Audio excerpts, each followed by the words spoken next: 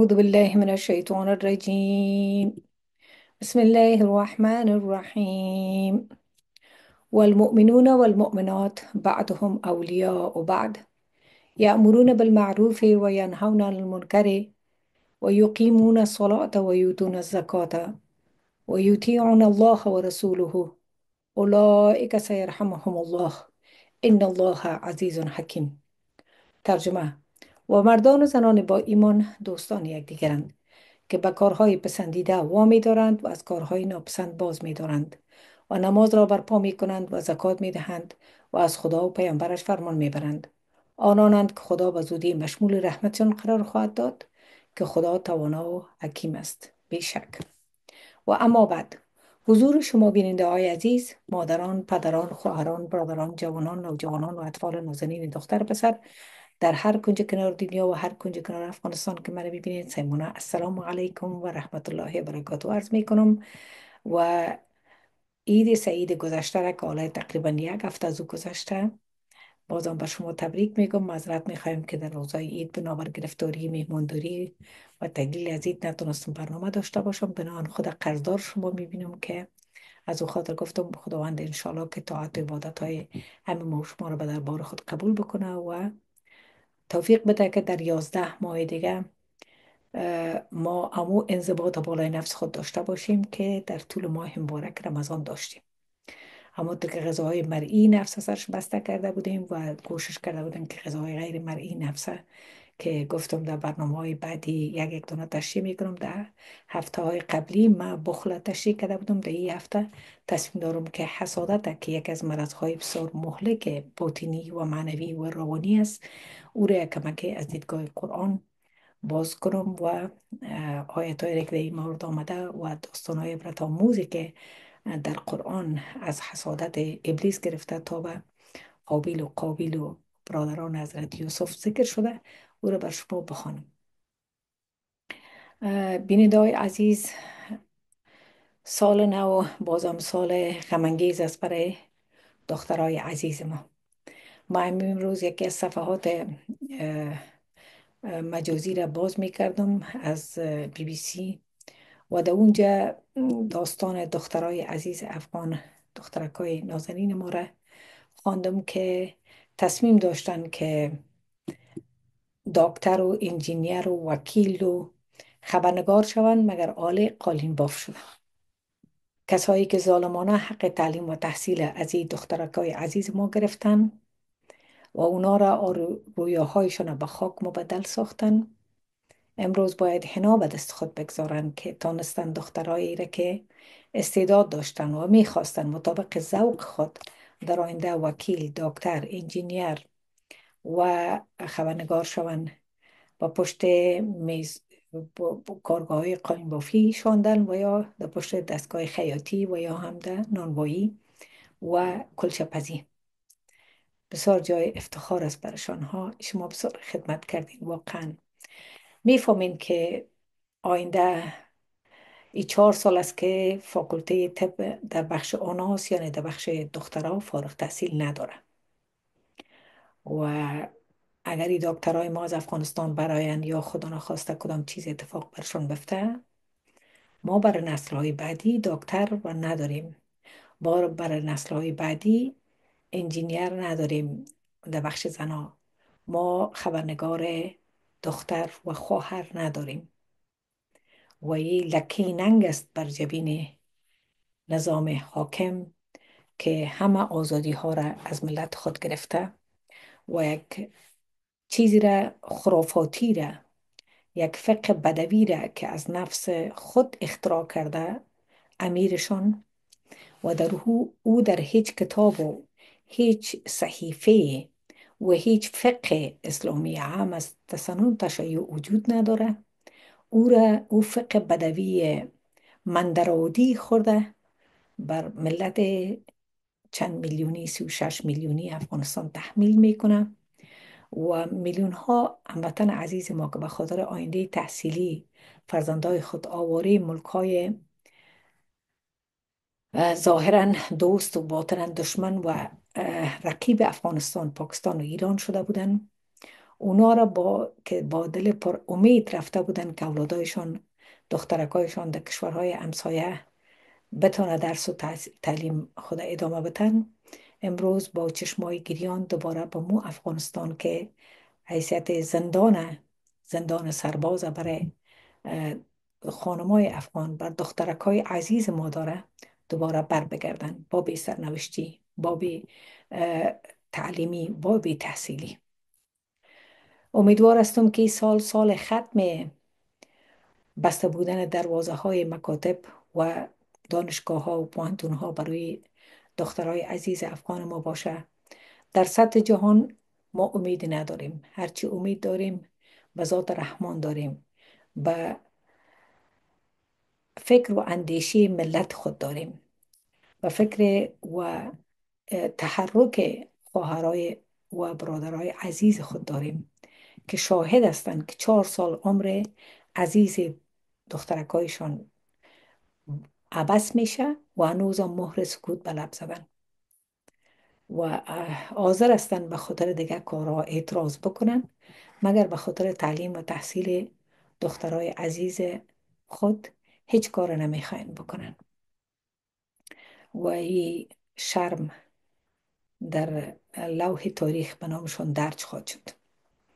به هر حال وطنهای عزیز، قراره که گفتم به سلسله درس های قبلی، صحبت های قبلی، یکی دیگه از امراض خبیثه باطنی را که سبب اه، بدبختی انسان ها و کشت و خون و حتی نفاق و شقاق در خانواده ها میشه، اون مرض حسادت است.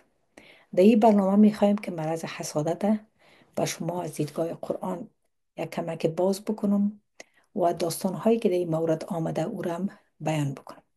اما قبل از همه باید یک تعریف مختصر حسادت داشته باشیم. حسادت چی است؟ حسادت علما میگن تمنای یا آرزوی سلب نعمت است از دیگه کس.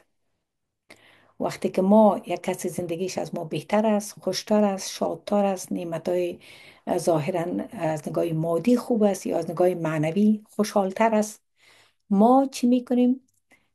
آرزو میکنیم، تمنا میکنیم که خدا این نعمت از او بگیره. یعنی حسود دوست داره که نعمتهایی را که دوست طرف مقابلش داره از او گرفته شود. برش مهم نیست که او نعمت بر ازی برسه یا نرسه. مثلا دو برادر است، یکیش بسیار انسان فهمیده است، تحصیل کرده است، تعلیم یافته است و از سعی و تلاش خود کار کرده به یک جای رسیده، یعنی یا دکتر شده یا انجینیر شده یا صاحب یک نام و نشان عزت شده. برادر دوم که عمر خود به غفلت و تن پروری سپری کرده، سعی و تلاش نکرده، زحمت نکشیده، بنان پس مانده در زندگی. عزت و وقار و نام و نشانی را که برادر اول داره ای دوم نداره. بنان این برادر دوم چی میکنه؟ حسادت میکنه، به این مانا که میگه خدایا از او هم بگی. برازی مهم نیست موقف، برازی خونه میته خدا. برازی که اگه او آدم از نگاه علمی یک موقف داره، این آدم نمیتونه که موقف از او رو بگیره. و یا از نگاه اجتماعی یک موقف داره، در قلب ها محبوبیت داره، این آدم نمیتونه او محبوبیت از پیش مردم به زور کسب بکنن. بنان میگه خدای از او بگی همین نعمت را که ای داره که زندگیش از من بهتر است، یا اولادای خوبتر داره، یا مثلا خانه و فرش و ظرف خوبتر داره، یا مثلا صورت و محبوبیت خوبتر داره، خدای از او بگی. مهم نیست که به مبته مدا او هم مثل من خوار و ذلیل شود. هر وقتی که خدا نخواسته ای تو یک حالت بر ما و شما پیدا میشه نسبت به یک همنو ما، نسبت به خیش قوم ما، نسبت به خوار و برادر ما، باید بفهمیم این یک هشدار است که مرض حسادت در قلب ما رخ نکرده. بنان کوشش بکنیم که از این مرض خود به شدت نجات بدیم و هیچ وقت کوشش نکنیم که این مرض خود کتمان کنیم، بلکه بپالیم که راه علاجش چی است و چطور ما میتونیم که مرض حسادت از خود دور بکنیم. عزیزای گرامی، گفتیم که برادرای خوارای ایراتی ما میگفتن که اللهم به حمدی از او بست و بمنده. حسود تو نمیگه که از او بگی به ما بده، از او رو بگی به من مهم نیست که به من میدی یا نمیدی، خدا او هم نداشته باشه وقتی که من ندارم. یک روز سفری داشتم به طرف لوگر و در اینجا با دورانای دکتر نجیب برتون میگم که گیلیم جما بسیار قدرت داشتن و در طول راه چندین پسته امنیتی جور کرده بودن و در کل جای همین نفرهای رشید دوستم مردم تلاشی میکرد و پولایشان میگرفتن. باز در یک جای اینا یک دو سه برادر ما که فکر میکنم از پکتیا بودن بالا شده بودن، بر از او گفتن که پول بته و اینا گفتن که نه، ما پول نداریم که بتیم. گفت ما به هر صورت باشه از تو میگیریم. خب به یک جا رسیدیم که در اونجا پسته کلان امنیتی بود و این دو برادر سرخوش شدن به یک دیگه خود اشاره دادن که آل دیگه از گیر از این گیلم جما و دزدای رسمی خلاص شدیم، دیگه کس ما رو نمیتونه که به زور از پیش ما پول بگیره. یک دفعه امی کلان از یا که نامش خاک روزی بود گفت که من اگه خورده نتانم ریزانده میتانم، یعنی اگه پول منتی تو را در گیر نهنگای از خود که بدتر میتونم بتم. دیگه آل امی حسادت که ما و شما میبینیم مرض بسیار خطرناک است که متاسفانه سبب دشمنی ها، سبب بی‌اتفاقی ها، سبب حتی کشت و خون ها، سبب بدنامی های بی جهت یک انسان بیگناه میشه. ما باید این مرض اول تشخیص کنیم که آیا داریم یا نداریم. گفتیم که ارگاه اگر نعمت را در وجود کس دیگه میبینیم و او را زوال نعمتش میخواهیم، اگر اتو حسرت بر ما پیدا میشه که او اتو یک زندگی خوب و خوش داره، ما هم کاش که داشته باشم، ایره میگن غبطه، گناه نداره. هر وقتی که ما آرزو کنیم که من ندارم او هم نداشته باشه، اینمی حسادت است و این بسیار مرض مهلک است. خدا از ما و شما او را دفع بگردانه و ما باید بسیار احتیاط بکنیم که این مرض اگر در خود داریم باید او را از خود دور کنیم. نشانه های حسادت چی است؟ چطور میفهمیم که یک آدم حسود است یا خود ما حسود هستیم؟ اول، وقتی که یک کس دیگه نعمت برش میرسه، اینا دفعتا ناراحتی احساس میکنن. بس ایواز از که تبریک بگوین، ایواز از که شاد شون که شکر الحمدلله فلانی زندگیش از مکه بهتر شد، الهی شکر، ای چی میشه؟ فوق العاده ناراحت میشه. چرا او بیچاره غریب و کمبختی بس روز نادیده اقدر زندگیش خوب شد؟ دوم، این مردم ها همیشه غیبت میکنن و عیب جویی میکنن. اگر خدا نخواسته ما این عیب داشته باشیم که غیبت مردم بکنیم و عیب جویی بکنیم، این هم نشانه چی است؟ حسادت است. چی وقتی یک آدم غیبت کس را میکنه و چی وقتی که احساس حسادت با او داشته باشه. سوم، دشمنی و عداوت و کارشکنی، کوشش میکنه که همیشه با او آدم از راه عناد پیش بره و دشمنی را بسیار تقویه میکنه و یک کاری که بسا با آسانی میتونه که اجرا شوه اگر او دوستش از پیش خواهش میکنه، صدها بهانه میره.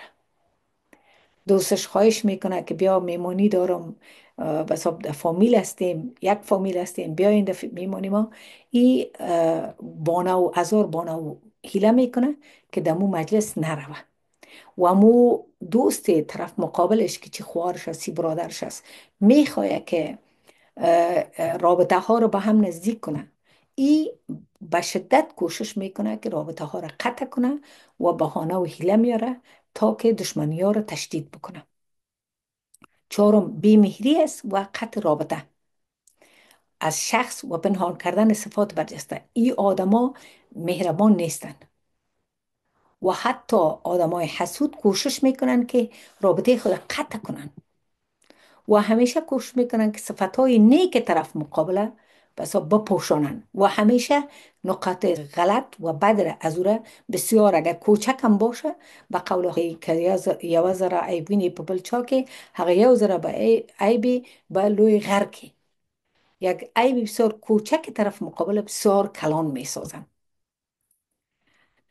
و اینا کوشش میکنن که همیشه خود حق به جانب و دیگر طرف مقابل همیشه به حساب ملامت و او را به صد کتاب به حساب آدم نادرست جلوه بتن به اجتماع. آثار حسادت در اجتماع چی است؟ اول، نابسامانی اجتماعات انسانی نابسامان میشه. چقدر که به حساب حسادت در بین اجتماع انسانی رشد بکنه با اونمو اندازه خداوند متعال رو این بنده ها را خوش نداره و کینه و حسادت و بخل و غیبت در او جامعه رواج پیدا میکنه. باز انشالله پسان قصه های قرآنیش یک از حضرت آدم که ابلیس امرایش حسادت کرد و حضرت یوسف که برادرایش امرایش حسادت کرد و حابیل که برادرش قابیل در مقابلش حسادت کرد، اینا را انشالله یاد میکنیم. امی حسادت ها سبب قتل و جنایت میشه که ما در قصه داستان حابیل و قابیل میبینیم و در زندگی ظاهری امیال خود ما بسیار زیاد این امراض دیده میشه. دیگه چیزی که اثر اجتماعی است، دوستی ها از بین میره. جای دوستی ها را رقابت ها، همچشمی ها و دشمنی ها میگیره یا بی‌تفاوتی ها. چهارم، عقب ماندگی اجتماعی است. اشخاص حسود همیشه تنگ نظر هستند و کوشش میکنن که دیگه مردم ها را طرف خود عوضی که رشد بتن کوشش میکنن به طرف خود به طرف عقب بکشانند، چون خودشان عقب مانده هستند. خودشان وقت خود به جای ازی که صرف پیشرفت امور زندگی خود بکنن، حسادت ها را ساعتا و روزایی را که راجع به طرف مقابل منفی فکر میکنن او را بگذارن و برای رشد و ارتقای سوی علمی، ادبی، فرهنگی، اجتماعی، سیاسی خود بکوشن، کوشش میکنن که دیگران را مثل خود حسود بسازن. از بس که اینا عیبجویی میکنن، از بس که اینا غیبت میکنن، طرفای مقابل هم مجبور میسازن که به صلاح بالمقابل از یا بپردازن که بسیار خطرناک است. دیگه هرج مرج در جامعه پیدا میشه وقتی که هر قدر مرض حسادت در اجتماع بیشتر شود، اونمو قدر اختلافات و نفاق در اجتماع زیاد میشه، ظلم و ستم بیشتر میشه و جامعه به یک هرج مرج بسیار قوی مبتلا میشه. آثار معنوی حسادت چیست؟ اول، ایمان نابود میکنه. متوجه باشیم. از امو خاطر در سوره مبارکه قل اعوذ برب الفلق رب العالمین میگه که پناه بگیریم به ربی که آورنده صبح است. اما در که تاریکی شب به روشنی صبح مبدل میکنه، تاریکی های بساب انواع ظلم ها و بیعدالتی ها و نفاق هایی که است او را خدا میتونه که به نور ایمان مبدل بسازه، به شرط از اینکه ما این سوره مبارکه را بخونیم. دوم، آفت دین است. دین انسان دین نابود میکنه. سوم، نیکی ها. چقدر نیکی کردین اگر شما حسادت می داشته باشین، نیکی هایتان زائل میکنه و حتی امی حسادت سبب کفر میشه و تفکرات کفرآمیز در انسان ها رشد میده. شو ناشکری که میره، خدای فلانی رو چرا تو کردی، علاوه بالله تو خدا هستی. تفکرات غیر دینی را و غیر عقیدتی را در انسان بالا میبرن. پنج، غیبت. سبب غیبت میشه. شش، حسرت. حسرت زیاد به وجود میاره که حتی گناه را انسان موجب به گناه تشویق میکنه و یک پرده بسیار عظیمه در چشمای ما میپرده که حقیقت نمیتونیم ببینیم. مانع رشد و تعالی روحی و فکری و معنوی خانوادگی و اجتماعی انسان میشه. پناه به خدا. خداوند انشاءالله که ما و شما را از این مرض ها نگاه بکنه. پیش از اینکه آثار به حساب جسمیش بگویم و دیگه مسائلش، یک کم در قرآن از ایمشان تحقیق و تتبع میکنیم که اولین مخلوقی که در مقابل مخلوق دیگه اه، حسادت کرد. کی بود؟ شیطان بود. شیطان حسادت کرد در مقابل کی؟ در مقابل حضرت آدم. سوره مبارکه علیه راف است، آیه 11. خداوند متعال جلو میگه که ولقد خلقناکم ثم صورناکم ثم قلنا للملائکه اسجدوا لآدم فسجدوا الا ابلیس لم یکن من الساجدین. ترجمه: در حقیقت شما را خلق کردیم، سپس به صورتگری شما پرداختیم، یعنی به حساب جسم و اعضا و اندام شما را ترتیب کردیم. آنگاه به فرشتگان گفتیم که برای آدم سجده کنید. پس همه سجده کردند جز ابلیس که از سجده کنندگان نبود. یعنی تمام ملائکه ها به امر خالق به حضرت آدم سجده کردند. اینجا ببینین خداوند متعال بالای ابلیس قهر نمیشه. ترجمه: فرمود چون تو را به سجده امر کردم، چی چیز تو را باز داشت از اینکه سجده کنی؟ رب العالمین میگه وقتی من تو را امر کردم که سجده کو به حضرت آدم، چی چیز سبب شد که تو سجده نکنی؟ گفت من از او بهترم. مرا از آتش آفریدی و او را از گل آفریدی. ببینین تکبر کرد ابلیس. گفت من از او بهتر هستم. من از آتش ساخته شدیم و ای از گل. ای کی است که من بر ازی سجده کنم؟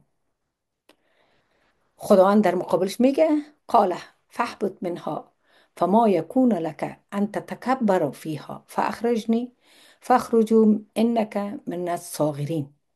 ترجمه: فرمود از مقام فرو شو، تو را نرسد که در آن جایگاه تکبر نمایی.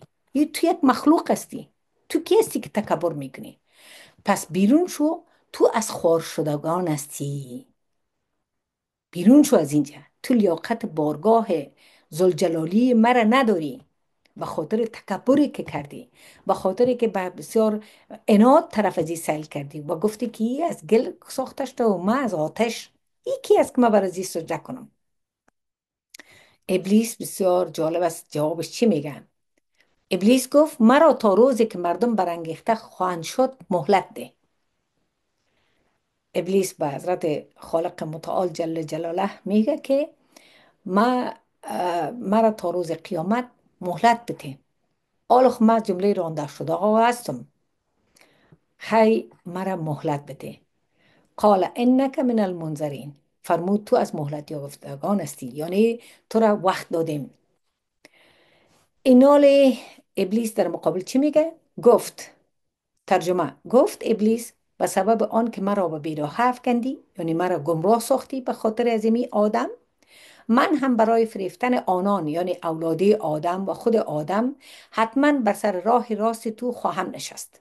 یعنی در راه راستی که تو میخوایی که آدم و اولادش بره، ای رب العالمین من در سر راه راست می نشینم. آنگاه از پیش رو و از پشت سرشان و از طرف راست و از طرف چپشان بر آنها میتازم و بیشترشان را شکرگزار نخواهی یافت. یعنی از طرف پیشروی، از پشت سر، از دست راست، از چپ، از هر طرف سر از حمله میکنم تا که اینا را همرنگ خود گمراه و ناشکر بسازم. و اولین علامت از اینمی گمراهیشان چیست؟ که اینا ناشکر می باشن. هیچ وقت شکرگزار نعمتهای تو نخواد باشن. رب العالمین فرمود نکوهیده و رانده از آن مقام بیرون شو. ای کسی که تو بساب رانده شدی و تو بساب تقبیح شدی، تو ذلیل شدی، از این مقام بیرون شو که قطعا هر کی از آنان از تو پیروی کند، یعنی از اولاد آدم کسی که پیروی تو را بکنه، جهنم را از همه شما پر خواهم کرد. من خو نیت ندارم که آدم و اولادش در جهنم پرتم، مگر اینا اگر پیروی تو را میکنن و فریب تو را میخورن و همونطور که تو گفتی در راه راست میشینی، در دست راستشان، در طرف دست چپشان، پیش رویشان، پشت سرشان، از هر طرف اینا را محاصره میکنی تا که به پیروی تو بیاین، پس من جهنم از شما پر میکنم. هر کس که پیروی تو را بکنه، ما اونا را امرای تو در جهنم میپرتم. این اولین داستان حسادت یک مخلوق است در مقابل مخلوق دیگه. داستان دشمنی شیطان اولین حسادت در قرآن که بیان شده در مورد دشمنی و حسادت شیطان یا ابلیس در مقابل حضرت آدم علیه السلام. چرا؟ ابلیس فکر میکرد به خاطر تقوایی که داشت، به خاطر که عبادتی که کرده بود، ای باید خلیفه خدا در روی زمین باشه، که این مقام وقتی برش داده نشد، بنان بهانه آورد و یک بهانهش ای بود که چون آدم از گل ساخته شده و من از آتش، بنان من مقام بالاتر است از چی؟ از گل کرده، بنان من چطور به آدم سجده بکنم؟ امی است که خداوند متعال جلو گفت که اگر کسایی که از تو پیروی میکنه، من دوزخ را از شما پر میکنم. بر ما مهم نیست که اینا اگر اولاد آدم هم است و اینا اگر پیروی تو باشن. دومین حسادت از دو پسر حضرت آدم است، حابیل و قابیل، که در سوره مبارکه المائده آیه 27 قصهشان بیان شده. و داستان دو پسر آدم را به درستی برایشان بخوان، هنگامی که هر یک از آن دو قربانی پیش داشتند. پس از یکی از آن دو پذیرفته شد و از دیگری پذیرفته نشد. قابیل گفت حتما تو را خواهم کشت. حابیل گفت خدا فقط از تقوا پیشگان را میپذیرد. قصه قراره که ما در جاهای مختلف خواندیم امی است که دو دختری را که نظر به نوبت ای دو برادر می گرفتن، قابیل دختری را که برش باید می گرفت ازدواج می کرد او را خوش نداشت و دختری را که بر حابیل رسیده بود او را می خواست همراهش ازدواج کنه و حابیلی را قبول نمی کرد. قابیل گفت که بیا که ما تو یک امتحان بکنیم، قربانی میکنیم. قربانی هر کسی که به دربار رب العالمین پذیرفته شد، اونمو امی دختر همراهش ازدواج کنه و از کسی که پذیرفته نشد او را به حساب بگذارن، او با دختر دیگه عروسی کنه. وقت هر دوی از یا قربانی کردن، میگن رسم بود و وقت که امو آتش در می گرفت و هر کسی که قبول بود امو به حساب شعله نشان میداد که قربانی پذیرفته شده. قربانی حابیل پذیرفته شد، از قابیل پذیرفته نشد. قابیل دمو مجلس قسم خورد که من تو را نمیگذارم و تو را میکشم. حابیل در مقابل چی میگه؟ این درس بسیار خوب است برای کسایی که امرایشان حسادت میکنه. اینا در جواب چی باید بگن؟ آیه مبارکه 27 28 است. اگر دست خود را به سوی من دراز کنی تا مرا بکشی، من دستم را به سوی تو دراز نمی کنم تا تو را بکشم، چرا که من از خداوند پروردگار جهانیان می ترسم. دشمنی را کی کردن نمیتونه؟ هر کس میتونه که دشمنی بکنه. دشمنی کردن بسیار آسان است. مرد او کسی است که در مقابل دشمنی دوستی بکنه. قابیل وقتی گفت که من تو را میکشم، حابیل نگفت که من هم تو را میکشم. گفت من اگر تو دسترازی هم بکنی که مرا بکشی، من این کار نمیکنم، به خاطر از اینکه من از خدای خود میترسم. خون تو در گردن من میشه. باز ادامه داد من میخوام تو با گناه من و گناه خودت به سوی خدا بازگردی و در نتیجه از اهل آتش باشی و این از سزای ستمگاران. سبحان الله. این یک درس بسیار خوب هموطنای عزیز ما، کسایی که کت ما دشمنی میکنن، کسایی که غیبت میکنن، کسایی که حسادت میکنن، کسایی که تخریب میکنن، کسایی که به انواع مختلف میخواین که ما را ترور شخصیت بکنن، ما باید در مقابلشان چی بکنیم؟ اینمی سخن حضرت حابیل بگوییم که ما میخوایم که تو با گناه ما و گناه خودت یک جای در مقابل خدا پاسخ بگویی. و این بسیار کلان گپ است. یعنی وقتی که حابیل گفت که من مثل تو دست به قتل نمیزنم و اگر تو این کار میکنی، خب ما میخوایم که تو با گناه من که گناه خون مرا در گردن خود میگیری و گناه خودت یک جای در آتش باشی و این از سزای ستمکاران. میفهمین کسی که ظلم بکنه جای ظالم ها چی است؟ جنت نیست. ظالم هیچ وقت جنت نمیره. او کسی که حق دیگه کسی میخوره، او کسی که ترور شخصیت دیگه کسی میکنه، او کسی که همیشه حسادت و کینه میورزه و عیبجویی میکنه و طعنه میزنه، ای تو آدما جایشان کجاست؟ ویل لکل همزه لومزه. هلاک باد یا چای ویل است جای کسایی که طعنه زننده و عیب جوینده هستند. الذی جمع مال و عدده. اینا کسایی هستند که مال خود جمع میکنن و حساب میکنن. یحسب ان مال و اخلده. اینا فکر میکنن که این مال سبب نجات از یاست، برای ابد. اینا را نجات میده، جاودان میسازه. کلا لینبذن فی الحطمه. و تحقیق اینا انداخته میشن در حطمه. و ما ادراک ما الحطمه. و چی چیز تو را میفهمونه؟ چطور میفهمی که حطمه چیست؟ نار الله الموقدة التي تطلع على الافئده. آتش است که مشتعل میشه. این آتش حتی در قلب میرسه. حسودا را ببینید، همیشه در درون قلبشون یک آتش است. چرا فلانی خوش است؟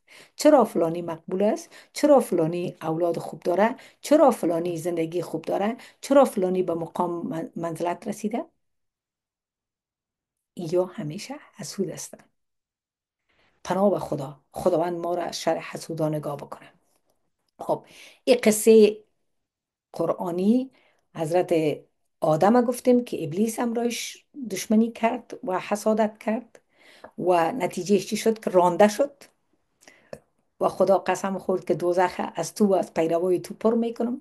و قصه دوم که دشمنی دوم است که قابیل در مقابل حابیل کرد و او را حابیل گفت که تو امرای گناه من خوی کارا نمیکنم، تو را قتل نمیکنم مگر اگر تو این کارا میکنی جای تو جهنم میباشه.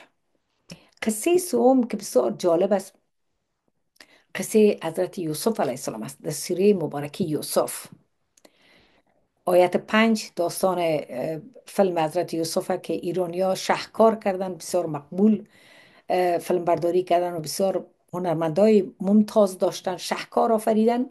همین ما و شما دیدیم دانه به دانه تمام اون صحنه ها در فکر ما و شما زنده است.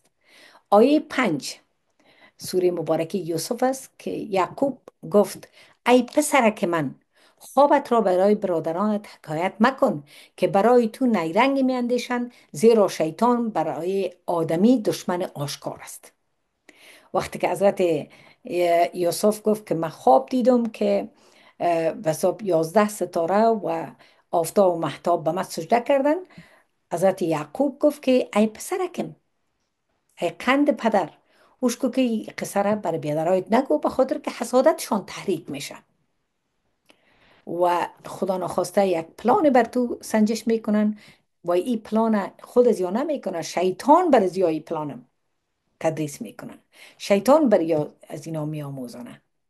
ما و شما باز در قصه حضرت یوسف علیه السلام دیدیم که چقدر بسا برادرای حضرت یوسف با یک نیرنگ و او را در چاه انداختن و در قعر چاه یوسف از قعر چاه بر تخت مقام صدر اعظمی مصر نشست و حسادت از یار خداوند در دنیا برشان مجازات داد که شرمنده و روسیا شدن پیش روی برادر و پیش روی تاریخ.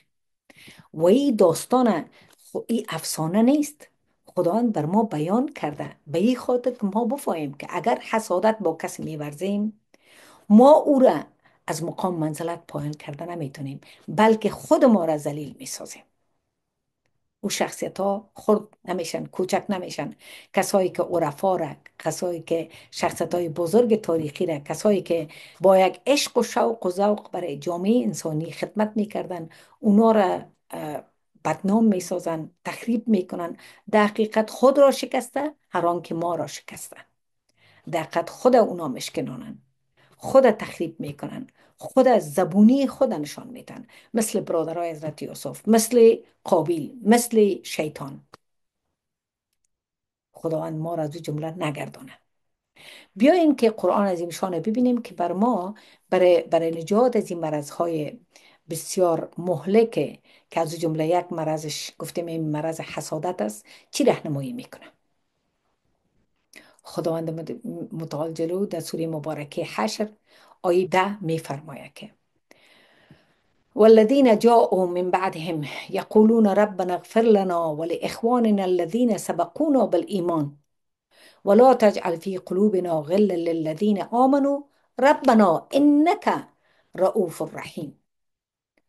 و نیز کسانی که بعد از آنان از مهاجرین انصار آمدند و میگویند پروردگارا بر ما و بر آن برادرانمان که در ایمان آوردن بر ما پیشی گرفتند ببخشایی. یعنی کسی که در تقوا از ما پیشی کرده، در دولت از ما که پیشی کرده، در محبوبیت از ما که پیش هستن، خدایا بر ما او کسایی که از ما ظاهرا پیشی گرفتن خدایا ببخشایی و در دلهای ما نسبت به کسانی که ایمان آوردن هیچ گونه کینه مگذار. خدای ولا تجعل فی قلوبنا غل الذین آمنو، خدای در قلبهای ما نسبت به او کسایی که ایمان آورده برادرای ایمانی و عقیدتی ما هستند کینه نگذار. پروردگارا راستی که تو رؤوف مهربان هستی. آمین. از این که در دعای خوبتر در کجا هست که مرضای حسادت، بخل و کینه و غیبت و انواع رذایل اخلاقی را از قلبهای ما و شما دفع بگردانه. انشاءالله که خداوند این نعمت به ما نصیب بکنه. عزیزای گرامی که همیشه در تو موارد به خدای خود عجز نیاز بکنیم.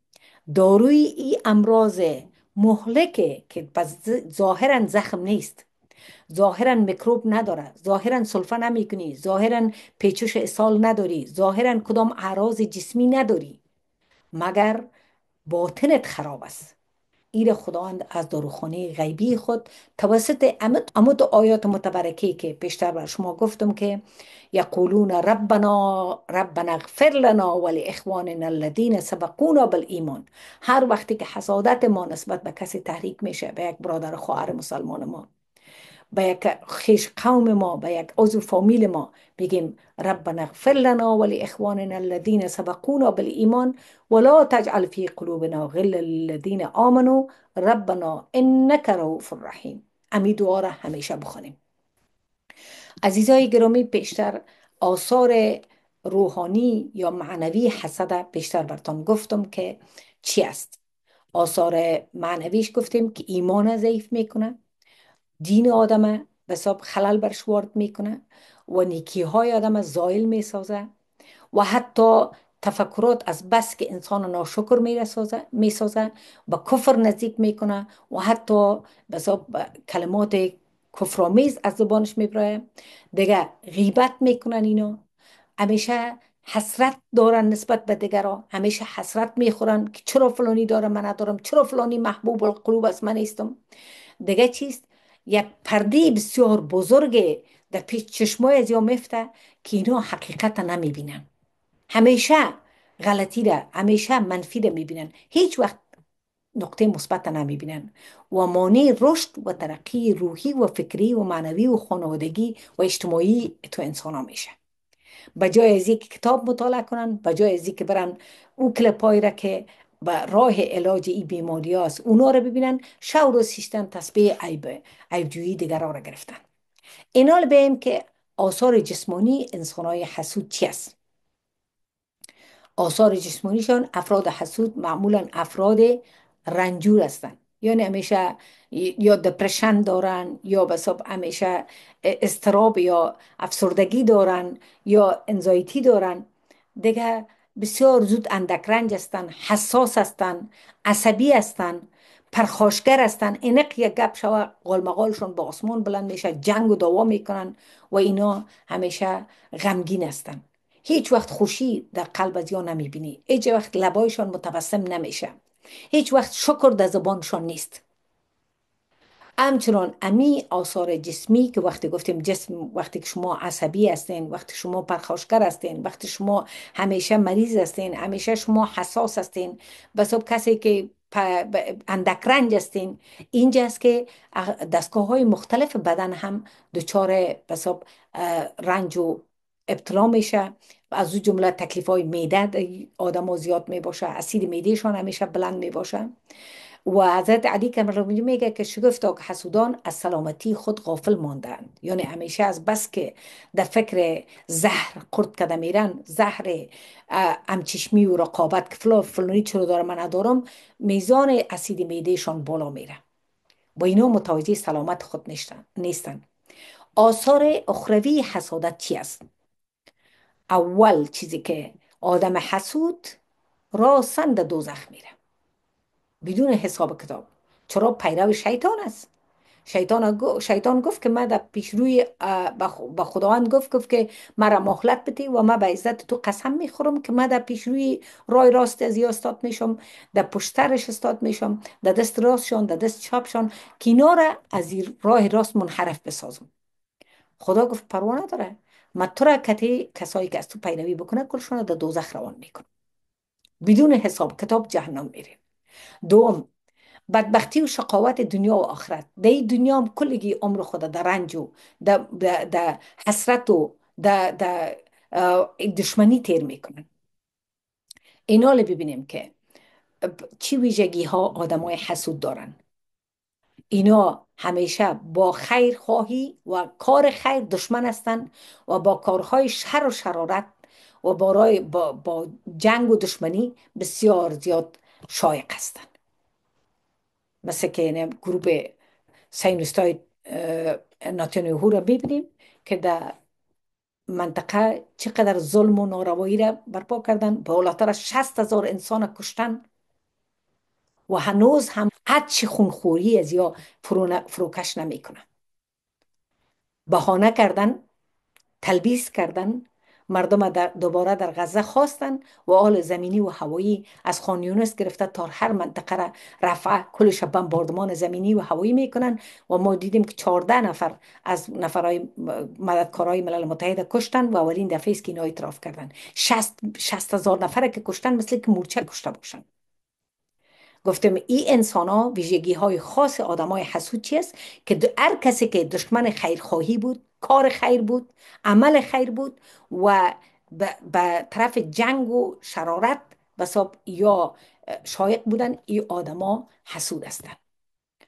دوم خصوصیتشان چیست؟ که زوال نعمت دیگران کسی میخواه. نمیگه که شکر که او داره، خیر است که من ندارم. میگه خدای من که ندارم او هم نداشته باشه. بسیار رنج میبره وقتی یک کس زندگیش خوب میشه، صاحب یک عزت و مقام میشه، به جای زی بگه شکر الحمدلله که خواهر یا برادرم الحمدلله زندگیش خوب شد، چی میگه؟ خدا به حساب از او بگیره، خدای از او بگیر. سوم خاصیتشون چیست؟ به بدی گرایش دارن، بسیار بد، به طرف بدی بسیار شایق هستن. یک جای جنگ و نفاق و به حساب دشمنی باشه، فوق العاده علاقمند هستن، بسیار شایق هستند، بسیار انرژی میگیرن، بسیار به شوق دو طرفا میدون. خاصیت چهارمشون چیست؟ این آدما منافق هستند. خداوند ما را از جمله نگردانه. پنجمش چیست؟ اینا غیبتگر هستند، بسیار غیبت میکنن و تملق میکنن و اینا همیشه کوشش میکنن که مردم به بسیار بی‌حیایی غیبتشون بکنن، خوبیایشون نگوین و همیشه مردم تخریب ترور شخصیت بکنن. ششم، در حال خوشی دیگران غمگین میشن. وقتی یک کس را خوش ببینن عوض بگوین شکر الحمدلله که این مردم شکر خوش است، خیر است که اگه من خفه هستم. نه، اینا خفه میشن. چرا فلانی خوش است؟ چرا خنده میکنه؟ چرا اولاد خوب داره؟ چرا داروسی بچه خود چنین کرد چنان کرد؟ هفتم، رفیقای بد هستن، چیز خوب بر شما روادار نیستن، نمیخواین در راه راست برین، به نماز و طاعت عبادت و خیرات و صدقات تشویقتان نمیکنه، برای بدی بسیار تشویقتان میکنه. دیگه دشمن نعمتهای خدا هستن. هیچ وقت نعمتهای خدا را که بر از اینها چقدر لطف و احسان بکران کرده او را یاد نمیکنن. اگر خدا نخواسته کدام چیزی ریگ زیر دندانشون به تمام میگه خدا تنها مره دیده، کل مشکلات سر من میه. ما زندگیم خراب میشه، ما تو میشم، ما تو میشم، ما مریض میشم. خبر نداره که تخم مرض خودش در قلب خود کاشته، خودش افکار منفی را شب و روز به حساب تسبیح در دست خود گرفته. با نعمت های خدا به جای از که الحمدلله بگوین دشمنی میکنن، دیگه به خود ظلم میکنن. ما اگر مواد زهرگین میخوریم چی از خود ما را از بین میبریم و دیگه این آدما بسیار زود عصبانی میشن. هر کس اگر امی 10 خاصیت را که بر شما گفتم اگر داشته باشه، خدا کنه ما باشم یا دیگه کس باشه، ای بفهمیم که ای از به حساب نشانه های مرض خبیث حسادت است که متاسفانه اگر ما ایره کنترل نکنیم متاسفانه در نسل های ما در دیگه انسان ها سرایت میکنه.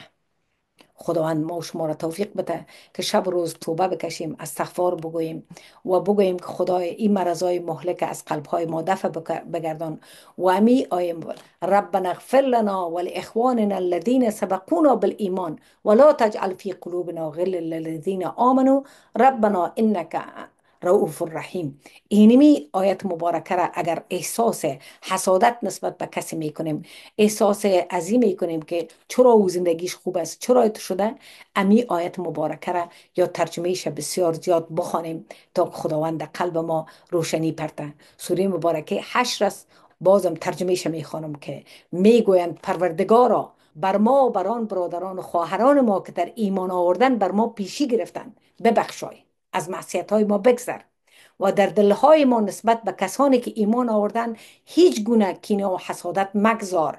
پروردگار راستی که تو رؤوف مهربان استی.